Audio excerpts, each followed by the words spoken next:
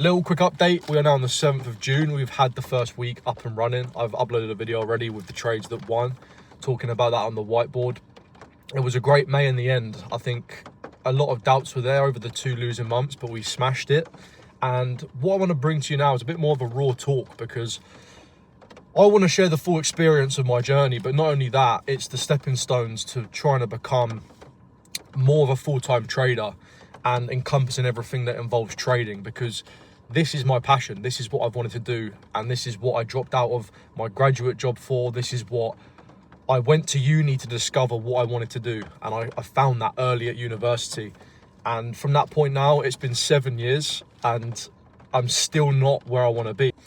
There is a lot of struggles that I've had during the last 3 to 4 years that may make you deterred from wanting to trade, because I was at Tesco's, you can see, Saturday morning, we're hitting a shift. It's not even 6 o'clock in the morning, and I'm trying to just rethink everything. Like, I went back to Tesco's 2 years ago around now to really push and pursue trading. I left my graduate role in a very good accountancy firm, and it was really hard for me to do that. But I'm not one of them uni dropouts. I gave the full-time job a go when I was already trading, and I thought I cracked trading. I went full-time trading after that. Had to come back to Tesco's, where I literally was throughout university, meeting the same people again. Why did you drop out? Why did you come back here and stuff? I don't tell anyone about my journey here. This is something I don't want to talk about. I like this journey for the YouTube, and if people want to discover that through this, then that's fine. But I'm not going to go out my way and tell people, because it adds more pressure. I mean, I'm in a great position, don't get me wrong.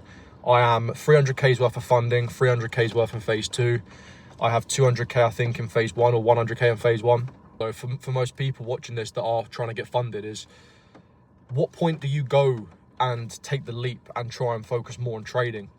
What point do you quit your job because you're not able to put enough hours in? What I first would say is, if you are truly passionate about trading and you know that you want to make it work, and you're currently not facilitating that with the hours that you have, for whatever reason, you have to drop your hours, or you have to find a job that is more flexible. What I see a lot of traders doing, and this is the mistake they make, is they decide to go, I'm going to trade 4 hours a day whilst I'm at work. You can't be doing that. I want to go to work and not think about the charts. I go in the morning onto the charts at 6 o'clock. I'm done by 7. I have an hour a day. I go to work after that. I work the weekends, and I'm able to have flexibility around that. And that's what I like about this job. But this isn't my future. This is just stepping stones. This is acquiring money to put into challenges, or to put into endeavors like YouTube, and slowly build things up. The hard thing for me is, I see a lot of traders make the mistake of going full-time after making 100, 200K's worth of funding. You're just putting too much pressure on yourself. To be honest, I don't really feel the need to go full-time at the minute in trading, because I know that trading's one source of income. I'm really trying to stack up sources of income at this point. I vouch any trader that's doing this and on this journey to do that, because the important thing you've got to understand is, you're going to have losing months in trading. Are you going to overrule? What if you go on a 3-month losing streak, you make no money? Where's that money coming from? Do you have a buffer? Do you have money saved up? This is what a lot of traders think. They automatically go to, I'm funded, I'm going to make 3, 4, 5,000 a month. You will not do that consistently every month. You will risk higher to try and create that profit. You will go into drawdown 3R on a 0.5% risk, be down 1.5%, and then start risking 1% to get yourself to the payout date where you could be in profit. My head doesn't even want to be thinking about a payout date. The payout dates there are just there.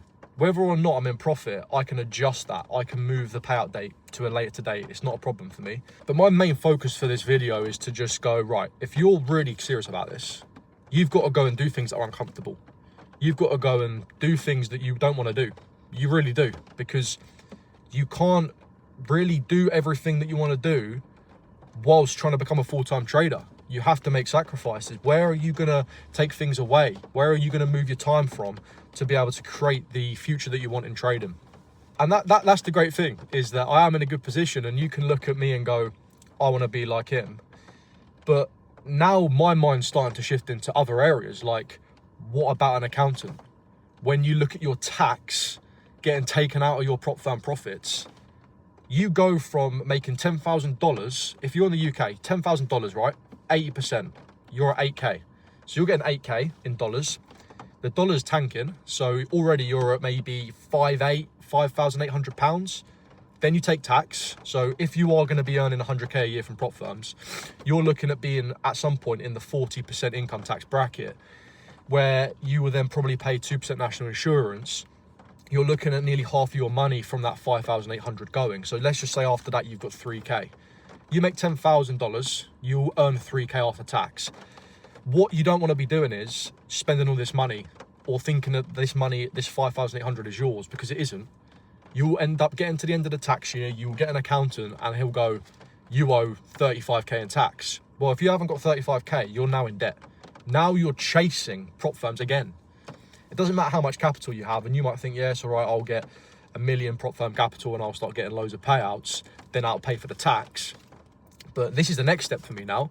This is more thinking forward, because I'm still at work. I'm still not rushing getting out of a job. To me, that's the best solution. And there's other traders that I know that are profitable traders that have multiple hundreds of Ks in prop firm capital that are still working.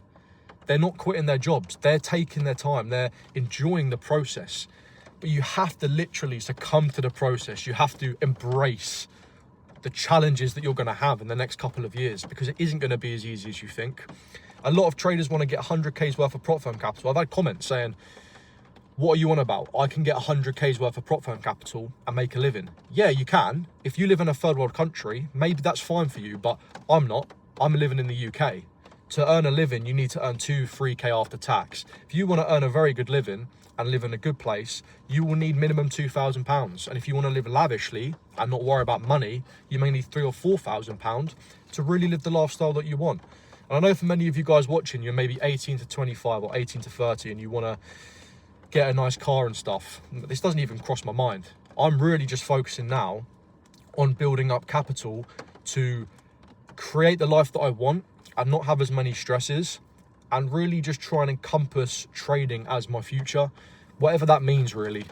And even if this means going into getting something that I can work on that involves me being more in the prop firm space, that can allow me to create more opportunities and dive into the space even more, I want to really showcase all of my experience that I gained from that to you guys, because not many traders out there are really dedicated to the craft like we are.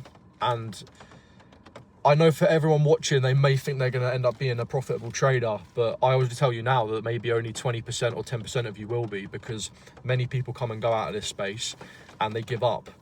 Would you be like me, still working a job 7 hours after you discovered Forex? Because I would never thought I'd be in this position. And it's humbling, it really is. And to earn this and to experience the humbleness at such a young age. I'm turning 25 in a few days, in a week. Actually, I'm 25 next week, and I'm in a great position for my age. And I'm not old, but I'm old in trading. I'm at the point where I'm through the intermediate experience in trading. I wouldn't say expert knowledge in trading, but when you have a decade nearly, in a few years, I'll have a decade's worth of experience in the markets. And at that point, I do want to be full-time. But at the minute, I'm just really trying to embrace what we're going through here and taking every day as it comes, stacking up money. And I reckon until I'm satisfied with the prop firm funding that I have, a job will always need to be there, because I will always put more money into challenges. And it's just been a constant back and forth, hasn't it? Where I've been 100K funded for over a year now, and I've still only around hit $10,000 worth of payouts. That's not enough to cover the job yet. Some traders are getting big payouts, but I want to show you the slow and consistent approach where we're slowly gaining, we're slowly building up what we have, and not blowing funded accounts or challenges that often. I think really you shouldn't blow a funded account full stop. If you blow a funded account because you should be risking less than 1%, you're going wrong in your trading and you need to take a step back. But as a whole, I think I'm ready for work, and another day goes by where I'm just focusing more on becoming that full-time trader and living the life that I want. But yeah, humbleness is there. I'm still working in a minimum wage job to an extent, and I'm still building up what I have and trying to really focus on that. So that was really the raw video I wanted to do for this one. Just share my goals for June, talk through where I'm at the start of June, and just try and bring some motivation to you guys watching that. Yeah, the journey might be longer than you think. You know, if you're an exception, maybe not. but you're not probably the exception. That's what I don't want to focus on. I want to focus on the majority here, and that's what we need to do. Get hold of what you want to do for your future. Take the goals, write them down, and build that future day by day, week by week. Set the goals, hit the goals, miss the goals, go for the goals again. This is exactly what I did last month. I hit 1 out of 4 goals. I'm just going to go again. I'm going to hit them. And that's what I want to say. See you guys in the next one. Take care. Peace out.